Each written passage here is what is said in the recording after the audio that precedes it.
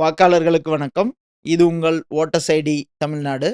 இப்ப நம்மிடையே மூத்த பத்திரிகையாளர் திருமிகு பிரியன் அவர்கள் இணைஞ்சிருக்கார். அவர்கிட்ட தற்கால அரசியல் சூழ்நிலைகள பத்தி பேச இருக்கிறோம். வணக்கம் சார். வணக்கம் சார். தமிழ்நாடு எப்பவுமே வந்து இந்தி திணிப்புக்கு எதிர்ப்பான போராட்டத்துல இருந்துட்டு இருக்கோம். ஆனாலும் அப்பப்ப நமக்கு அவங்க ஒரு வார்த்தைகள ஹிந்தி வார்த்தைகள ஒரு சில வார்த்தைகள கத்துக் குடுக்குறாங்க. அப்படி இப்ப ராகுல் காந்தி அவர்கள் "வோட் சோர்" அப்படிங்கிற வார்த்தைய நமக்கு கத்துக் குடுத்துட்டு இருக்காருங்க. முதல்ல ஜனநாயகத்துல இந்த ஓட்டுங்கிறது மக்களுக்கு எவ்வளவு முக்கியமான ஒரு அமைப்புங்க சார்?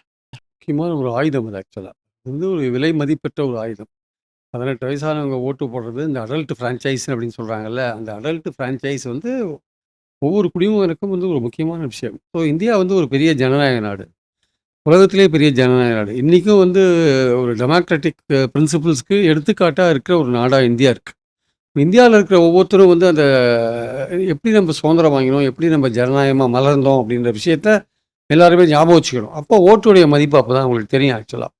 ஆனா என்னன்னா, இந்த சுதந்திரம் அடைஞ்சு இப்போ இத்தனை வருஷ காலத்துல பார்த்தீங்கன்னா, அந்த வேல்யூஸ்லாம் கொஞ்சம் கொஞ்சமா அந்த விழுமியங்கள்லாம் கொஞ்சம் கொஞ்சமா கரைஞ்சு போறத நம்ம பார்க்குறோம். ஸோ இப்போ வந்து ஓட்டுடைய மதிப்பு தெரிஞ்சு தான் ஓட்டு போடுறாங்களா அப்படின்ற ஒரு விஷயம் இருக்கு. தேர்தல் ஜனநாயகத்துல குடிமகனுக்கு கிடைச்ச ஒரே ஆயுதம் அதுதான். அதன் மூலமா தான் ஆட்சியாளர்கள் நிர்ணயிக்கிறாங்க. அவன் வந்து ஒரு கான்ஸ்டிட்யூவன்சியில ஒரு எலெக்ஷன்ல நிக்கிற ஒருத்தர், அவர் எந்த கட்சி சார்பா நிக்கிறாரு, அவர் எப்படிப்பட்டவரு, அந்த கட்சி நாட்டுக்கு என்ன செஞ்சிருக்கு, அந்த கேண்டிடேட் இதுக்கு முன்னாடி எலெக்ட் ஆயிருந்தா என்ன செஞ்சிருக்காரு, இந்த மாரி குவாலிட்டியெல்லாம் பார்த்து ஓட்டு போடுறதுக்கு பதிலா, யார் ரூ. 1000 தரா, யார் ரூ. 500 தரா, எந்த கட்சி அதிகமா தந்தது, அப்படி பார்த்து ஓட்டு போடுற டெண்டன்சி இருக்குல்ல. அது அந்த மாரியான ஒரு டெண்டன்சி வந்து அந்த மாரியான ஒரு போக்கு வந்து ஜனநாயகத்துக்கு முற்றிலும் ஆபத்தான போக்கு. அது நம்பர் 1 ஆபத்து அது ஆக்சுவலா. அதனால வந்து ஏன்னா, நீங்க வந்து பணம் வாங்கும்போதே நீங்க வந்து அடுத்த 5 வருஷத்துக்கு ஆட்சியாளர் நிர்ணயிக்கிறத அந்த விஷயத்த வந்து தவறா பயன்படுத்துறீங்க ஆக்சுவலா. நீங்க நேர்மையா சிந்திச்சு நியாயமா ஓட்டு போடணும். அத விட்டுட்டு நீங்க பணம் குடுக்குறவனுக்கு ஓட்டு போடுறன்றது அப்ப நீங்களே ஒரு அயோக்கியத்தனத்த முதல்ல பண்றீங்க. அப்ப நீங்களே ஒரு அயோக்கியனா மாறிட்டீங்கன்னா, நீங்க ஓட்டு போட்டு தேர்ந்தெடுக்கிற ஆளும் ஒரு அயோக்கியனா தான் இருப்பான். அதனால யதா பிரஜா ததா ராஜான்ற மாரி ஆயிடும் அது. ஒரு சான்ஸ்கிரிட் பழமொழி அப்படிதான் இருக்கு. அந்த மாரி வந்து மக்கள் எப்படியோ அப்படிதான் ஆட்சியாளர் இருப்பான். மக்கள் அயோக்கியனா இருந்தா ஆட்சியாளரும் அயோக்கியனா இருப்பான். ஸோ, அதனால மக்கள் வந்து நேர்மையா இருக்கணும். அவன் நேர்மையா இருந்தா தான் நேர்மையான ஆள தேர்ந்தெடுப்பான். ஸோ, அவனுடைய ஓட்டுன்றது வந்து ஜனநாயகத்தில தேர்தல் ஜனநாயகத்தில அவனுக்கு கிடைச்சிருக்கிற முக்கியமான வெப்பன். அந்த வெப்பன வந்து கரெக்ட்டா பயன்படுத்தி நல்ல ஆட்சியாளர தேர்ந்தெடுக்கணும். அதோட அந்த வேல்யூவ வந்து இப்போ காலப்போக்குல அது வந்து ரொம்ப ஒரு குறைத்து மதிப்பிடக்கூடிய ஒரு விஷயமா மாறிண்டு, அது ஒரு ஓட்டுக்கு பணத்துக்காக விற்கக்கூடிய ஒரு விஷயமா வோட் ஃபார் சேல் அப்படின்னு ஆயிடுச்சு ஆக்சுவலா. ஆனா சார், நாம இப்ப மக்கள் வந்து இவரு எல்லா கிரைட்டீரியாவும் சரியா பார்த்து ஓட்டு போட்டா கூட, ஆனா மக்கள் நினைக்கிற ஆள் தான் வெற்றி பெறுவாங்களா? அப்படிங்கிறதே இப்ப சந்தேகமான மாரி தெரியுது. ராகுல் காந்தி அவர்கள் சொல்றாரு, தேர்தல் ஆணையமும், பாரதிய ஜனதாவும் ஒண்ணா சேர்ந்துகிட்டு இருக்கிற வாக்காளர்கள வந்து அவங்களுக்கு சாதகமா இல்லாத வாக்காளர்களா அவங்க நினைக்கிற பெயர்கள் எல்லாம் நீக்கிட்டு அவங்க வெற்றி பெறுறாங்க அப்படின்னு அப்ப நம்ம வாக்காளர் வந்து முறையா வாக்காளர் யாரு, கட்சி யாருன்னு பார்த்து ஓட்டு போட்டாலும் அவர்கள் சொல்ற இது வருதா? அதான் நீங்க சொல்றது 2வது அபாயத்த நீங்க சொல்றீங்க. நான் சொன்னது முதல் அபாயம். நீங்க சொல்றது 2வது டேஞ்சர சொல்றீங்க. அதாவது வந்து நான் வந்து ஒரு வாக்காளர். இந்த தொகுதியில நான் வந்து காங்கிரஸோ, பிஜேபியோ வெற்றி பெறணும்னு வாக்களிக்கிறேன். கிட்டத்தட்ட பெரும்பாலான மக்கள் அப்படிதான் வாக்களிக்கிறாங்க வச்சுக்கோங்களேன். ஆனா வெற்றி பெறது வந்து நேர எதிர்க்கிற ஒரு கட்சி வெற்றி பெறுது அப்படின்னா, உங்களுக்கு ஒரு சந்தேகம் வருது. அ அதுக்கு ராகுல் காந்தி எடுத்துன்னு இருக்கிற ஒரு கான்ஸ்டிட்யூயன்சி வந்து பெங்களூர் சென்ட்ரல் கான்ஸ்டிட்யூயன்சி. அதில 7 அசெம்பிளி தொகுதி இருக்கு. அந்த 7 அசெம்பிளி தொகுதியில காங்கிரஸ் தோக்குது பார்லிமெண்ட்ல. 32,000 ஓட்டு வித்தியாசத்துல தோக்குறாங்க. ஒரு மகாதேவபுரான்னு ஒரு அசெம்பிளி கான்ஸ்டிட்யூயன்சி அது உள்ள இருக்கு. மத்த கான்ஸ்டிட்யூயன்சிலாம் காங்கிரஸ் லீடிங்ல இருக்கும்போது, மகாதேவபுரா கான்ஸ்டிட்யூயன்சில 1,400,000 ஓட்டுல வந்து பாஜக லீடிங்ல இருக்காங்க. அப்போ அவங்களுக்கு ஒரு சந்தேகம் வருது. என்னய்யா இது மத்த கான்ஸ்டிட்யூயன்சிலாம் காங்கிரஸ் லீடிங்ல இருக்கு. மகாதேவபுரால மட்டும் காங்கிரஸ் வந்து 1,400,000 பின்னாடி இருக்கே. பாஜக 1,400,000 முன்னாடி போயிருக்கே. அந்த தொகுதி ஓட்டு தான் வெற்றி தோல்விய நிர்ணயிச்சிருக்கு. 32,000 ஓட்டுல காங்கிரஸ் வேட்பாளர் தோத்து போயிறாரு. அப்போ இவங்க என்ன பண்றாங்க, ஏற்கனவே ராகுல் காந்திக்கு பலவிதமான சந்தேகம். மத்திய பிரதேஷ்லயும், அப்புறம் மகாராஷ்டிராலயும், ஹரியானாலயும் அங்க நடந்த எலக்ஷன்ஸ் முறையா நடந்ததா என்ன ஏதுன்னு ஒரு சந்தேகம் இருக்கு. அவருக்கு இந்த கர்நாடகால இந்த தொகுதிய பார்த்தோனே, அவங்க நாடு முழுக்க ஸ்டடி பண்ணும்போது, கர்நாடகால இந்த தொகுதி வந்து ஒரு கிளாரிங்கா இங்க ஏதோ ஒரு விஷயம் இருக்கு அப்படின்ற மாரியான ஒரு எண்ணம் வருது. அப்போ பார்க்கும்பொழுது அந்த மகதேவபுராவ கொஞ்சம் ஆராய்ஞ்சு பார்த்தா என்னன்ற போது அவங்க ஆராய்றாங்க. அப்படி பார்க்கும்பொழுது அவங்க வோட்டர் லிஸ்ட்ட கேட்கறாங்க தேர்தல் கமிஷன்ட்ட. நான் டிஜிட்டல் வோட்டர் லிஸ்ட் தரமாட்டேன் அப்படின்னு தேர்தல் கமிஷன் சொல்றாங்க.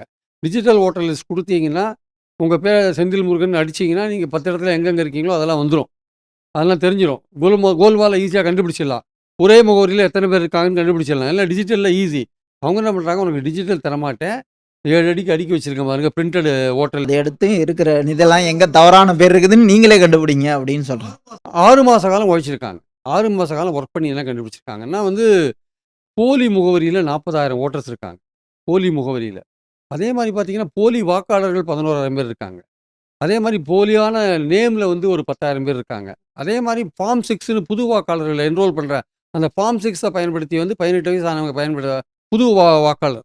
அதை வந்து பல பேர் தமிழ்நாடு 60 எப்பவுமே வயசு ஆனவங்களாம் இந்தி பயன்படுத்தி திணிப்புக்கு எதிராக டோட்டலாக போராட்டம் ஒரு நடத்திட்டு இருக்கிற ஒரு 33,000 பேர் வந்திருக்காங்க.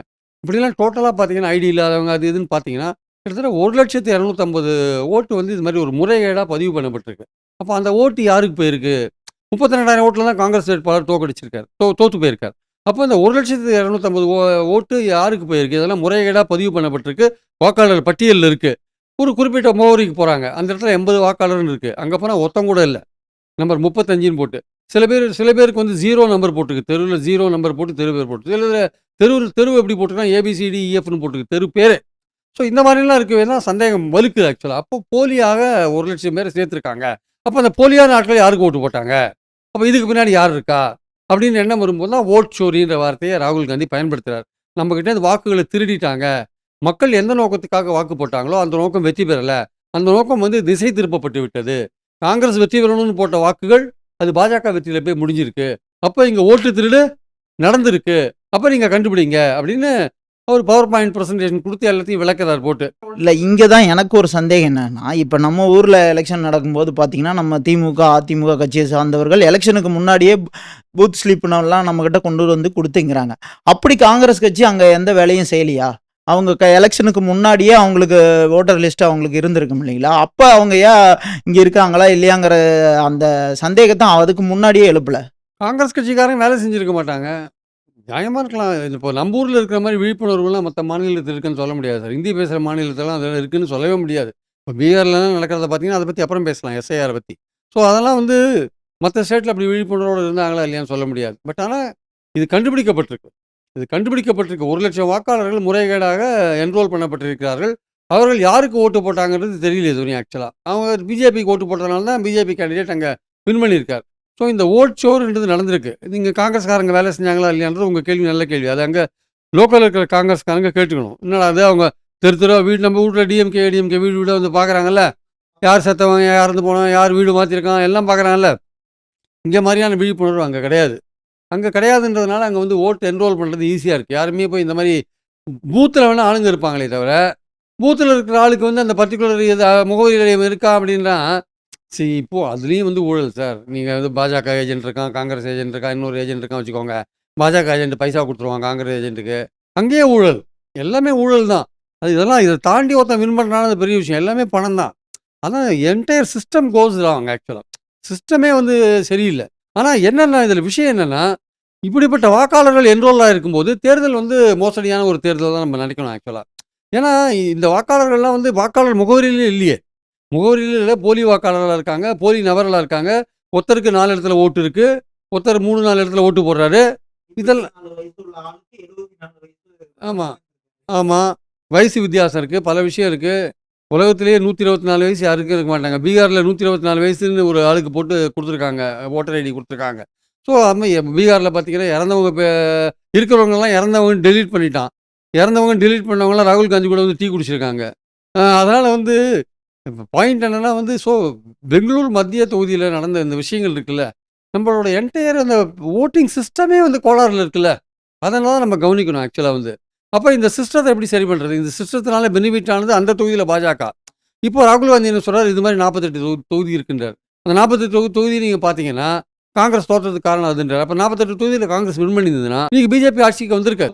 தலைகள் மாற்றம் நடந்திருக்கும்ல.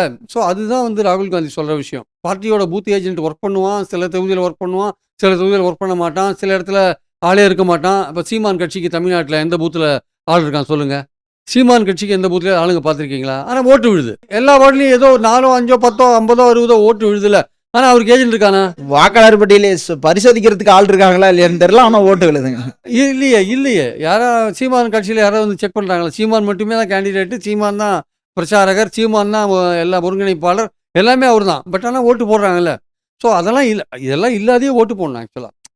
இப்போது பீகார் விஷயத்தில் வந்து சுப்ரீம் கோர்ட்டில் இந்த கேஸ் வந்தப்போ யார் யாரை நீங்கள் நீக்கினீங்க, அந்த பட்டியல் எங்கன்னு கேட்டால், நாங்கள் பட்டியலை வந்து பார்ட்டி ஆளுங்ககிட்ட கொடுத்துட்டோன்னு எலெக்ஷன் கமிஷன் சொல்கிறான். அதுக்கு அவர் சொல்கிறார் ஜட்ஜு, நீ ஏன் பார்ட்டி ஆளுங்க கையில் கொடுத்த? நீ வெப்சைட்டில் போடு, மக்கள் அவனா நேரடியாக பார்த்துவான். எதுக்கு பார்ட்டி ஆளை போய் நாங்கள் எதுக்கு பார்க்கணும்?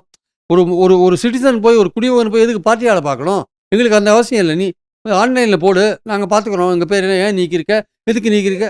தன்னோட பேர் நீக்கியிருக்கா இல்லையாங்கிறதே தெரியாம அவன் கரெக்டா பூத்துக்கு போய் நின்று போதும் உன் பேர் இல்லைன்னு சொன்னா அப்ப எதுவுமே பண்ண முடியாதுல்ல அவனால. நான் என்ன சொல்கிறேன், நீங்கள் பட்டியலை போட்டிங்கன்னா, ஆன்லைனில் போட்டிங்கன்னா அவன் பார்த்துக்கிறான் பேர் இருக்கா இல்லையான்னு. எதுக்காக நீக்கினீங்கன்னு காரணத்தை போட்டிங்கன்னா, அந்த காரணத்தை எப்படி சரி பண்ணுறதுன்னு அவன் பார்த்துப்பான் அவன். அதை விட்டுட்டு நாங்கள் பார்ட்டி ஆள்கிட்ட கொடுத்துட்டோம் அப்படின்னு சொல்கிறது நியாயமான ரீசன் கிடையாது. நாங்கள் பார்ட்டி ஆளை நம்ப வேண்டிய அவசியம் இல்லை. எதுக்காக பார்ட்டி ஆளை நம்பணும்? இப்போ பீகாரில் பார்ட்டி ஆளுங்க நிறைய கோல்மால் பண்ணியிருக்கலாம். டெலிஷன்ஸில் நிறைய கோல்மால் பண்ணியிருப்பாங்க. பாஜகக்காரன் வந்து எனக்கு அவன் ஓட்டு போட மாட்டார், இவர் எனக்கு ஓட்டு போட மாட்டார் சார், இவர் பாஜக இல்லை சார், இவர் ஆர்ஜேடி, இவர் ஓட்டை டெலீட் பண்ணுங்க, நான் தேர்தல் அதிகாரி அவனை டெலீட் பண்ணிட்டு போயிடுவான். சார் இவர் பாஜக சார், இவர்கிட்ட டாக்குமெண்ட்லாம் கேட்காதீங்க, சர்டிஃபிகேட்லாம் கேட்காதீங்க, இவர் சேர்த்துருங்க சார்னா சேர்த்து விட்டு போயிடுவான். அப்போ இது நடக்கும், ஒரு கீழ் லெவலில் நடக்கும், நம்ம ஒன்றும் பண்ண முடியாது. ஸோ அதனால் ராகுல் காந்தி சொல்கிற அந்த ஓட் சோரின்ற வார்த்தை வந்து ஒரு பொலிட்டீஷியனாக இருக்கிறதுனால அதை பயன்படுத்துகிறார். ஆனால் இங்கே நடைமுறை சிக்கல் என்னென்னா, வாக்காளர் பட்டியல் இட் செல்ஃப் வந்து இதாக இருக்குது, முறைகேடுகளாக இருக்குது. அந்த முறைகேடான வாக்காளர் பட்டியலை வச்சுட்டு நியாயமான தேர்தல் எப்படி நடக்கும்? அதுதான் இங்கே முக்கியமான கேள்வி. மகாராஷ்டிரா எடுத்துக்கோங்க. 5 வருடத்தில் வந்து சேர்த்த வாக்காளர் எண்ணிக்கையை விட 4 மாதத்தில் சேர்த்த வாக்காளர் எண்ணிக்கை அதிகம், 41 லட்சம். இல்ல அவங்க சைடு இருக்கிறவங்க என்னன்னா, கடைசியா தேர்தலுக்கு முன்னாடி தானே நாங்க வந்து விடுபட்ட வாக்காளர்கள்லாம் சேர்த்த முடியும், இதுல என்ன தவறு இருக்கு அப்படின்னு சொல்றாங்க இல்லையா? இல்லை தேர்தலுக்கு முன்னாடி விடுபட்ட வாக்காளர் சேர்க்கறதுல ஒன்றும் அர்த்தம் இது, அதில் ஒன்றும் யாருமே இது இல்லை சார். அதுக்குன்னு போலியான முகவரியில் சேர்க்கக்கூடாது இல்லை, அதுக்குன்னு ஒருத்தர 2 இடத்துல சேர்க்கக்கூடாது இல்லை, அது இல்லாத ஆளுகளை போலியான வாக்காளர்களை உருவாக்கக்கூடாது. நீங்கள் நியாயமான ஆட்களை சேர்க்கலாம். அதுதான் அதை சரி பார்த்திருக்க வேண்டியது எதிர்க்கட்சிகளோட வேலை. அவங்க கோட்டை விட்டாங்கன்னு சொல்லலாம் இல்லைங்களா? எதிர்க்கட்சிகளோட வேலையெல்லாம் கிடையாது சார், தேர்தல் கமிஷனோட வேலை. தேர்தல் கமிஷன் தான் இதெல்லாம் சரியாக, அவங்க ஆட்கள் இப்போது ஸ்டேட் கவர்மெண்ட் எம்ப்ளாயிஸ் தான் வேலை செய்கிறான் தேர்தல் கமிஷனில். அவன் வந்து அந்த வேலை செய்யும் போது அவன் தேர்தல் கமிஷனோட ஆளாக தான் மாறுறான் அவன் ஆக்சுவலாக. அப்போ அவன் தான் நியாயமாக பண்ணணும். இப்போ நான் இந்த முகவரியில் இருக்கேனா இல்லையான்றது அவன் என்னை வெரிஃபை பண்ணிவிட்டு அவன் என்னை சேர்க்கணும். அவன் நான் இருக்க மாட்டேன், இன்னொருத்தர் பேர் இல்லாத ஒரு பேரை ஒன்று சொல்லிவிட்டு அதை அவன் சேர்த்துட்டு போனான்னு வச்சுக்கோங்க, வெரிஃபை பண்ணும்போது அவன் இருக்க மாட்டான்ல, அப்போ யாரோட குற்றம் அது? அது தேர்தல் அதிகாரியோட குற்றம். ஆனால் அதுக்கு பின்னாடி ஒரு அரசியல் இருக்கா? இப்போ இந்த மாதிரியான போலியான ஆட்களை சேர்க்கறதுக்கு பின்னாடி ஒரு அரசியல் லோக்கல் பாலிட்டிஷியன் இருக்கானா? எல்லாரையும் பாஜகவில் சேருங்க, எல்லாரையும் ஆர்ஜேடியில் சேருங்க, எல்லாரையும் காங்கிரஸில் சேருங்கன்னு சொல்கிறதுக்கு ஒரு பார்ட்டியால் இருக்கானா? இப்போ பாஜக வின் பண்ணதுனால நம்ம ஓட் சோரின்னு சொல்கிறார் ராகுல் காந்தி.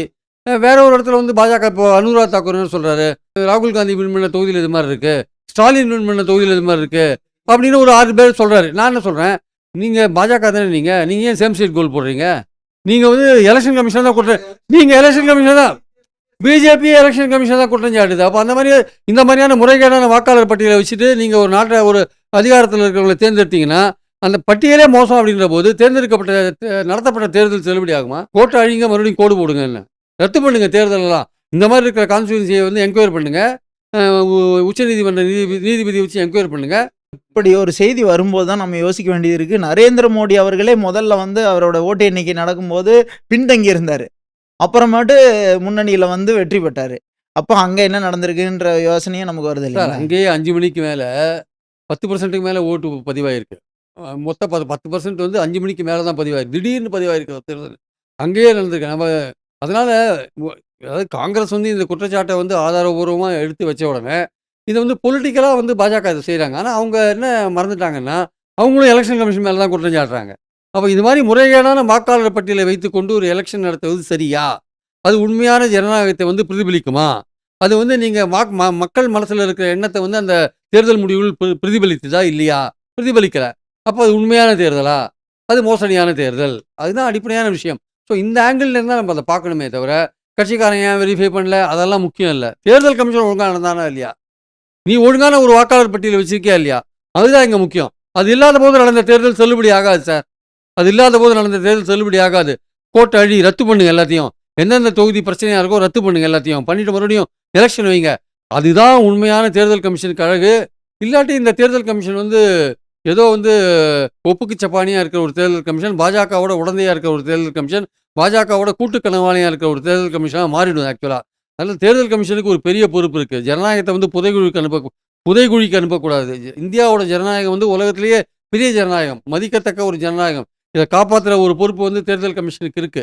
அவங்க வந்து இந்த மாரியான ஒரு முறைகேடான வாக்காளர் பட்டியல வச்சுட்டு ஒரு எலக்ஷன கண்டக்ட் பண்ணாங்கன்னா, அது ஓட் சோரி தான் அது ஆக்சுவலா வந்து. அப்போ நீங்க வந்து திருத்திக் கொள்ள வேண்டிய அவசியம் இருக்கு.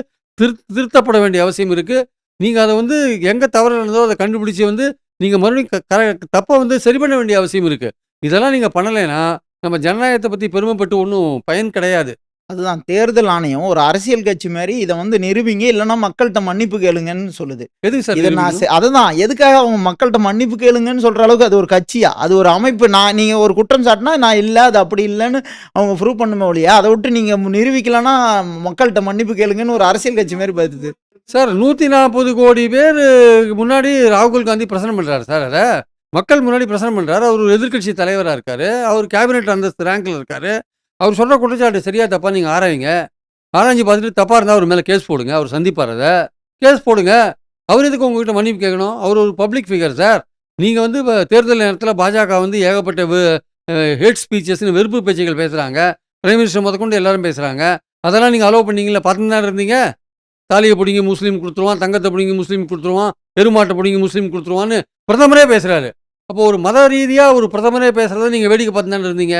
அதெல்லாம் அலோவ் பண்ற நீங்க, ராகுல் காந்தி சொல்ற இந்த குற்றச்சாட்ட வந்து உங்களுக்கு அவ்வளவு தூரம் சொரணை இருக்கிற ஆளா நீங்க? அவ்வளவு தூரம் உங்களுக்கு உரைக்குதா உங்களுக்கு? அப்போ உரைச்சுதுன்னா நீங்க வந்து உடனே நீங்க கண்டுபிடிங்க. ராகுல் காந்தி சொன்னது ரைட்டா தப்பான்னு உடனே கண்டுபிடிங்க.